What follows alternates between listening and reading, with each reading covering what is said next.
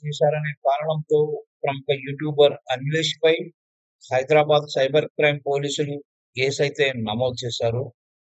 ప్రపంచ యాత్రికుడిగా Telugu YouTuber అన్వేష్‌కి social మీడియాలో గుర్తింపైతే ఉంది.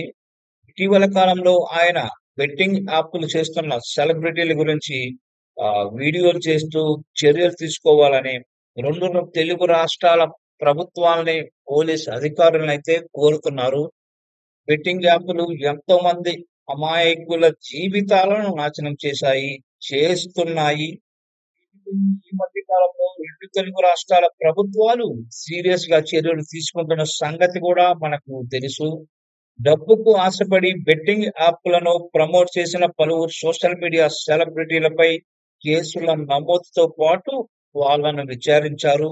కొందరు తెలియక తప్పు చేశామని క్షమించాలని బహిరంగంగా కోరారు.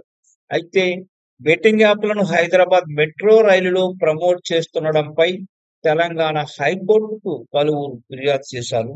మెట్రోలో బెట్టింగ్ యాప్స్ ప్రచారం వెనుక కొంతమంది ప్రభుత్వ పెద్దలు ఉన్నారంటూ ప్రపంచ యాత్రికుడు అన్వేష్ ఆరోపణలైతే చేశారు.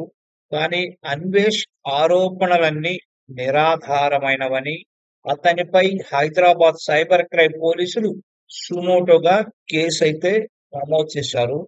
అన్వేష్ చేసిన వీడియోలు Telangana DGP Jitender, metro MD NVS Reddy, మాజీ సీఎస్ శాంతికుమారి, ఐఏఎస్‌లు దానకిషోర్, వికాస్ రాజులపై ఆరోపణలైతే చేశారు.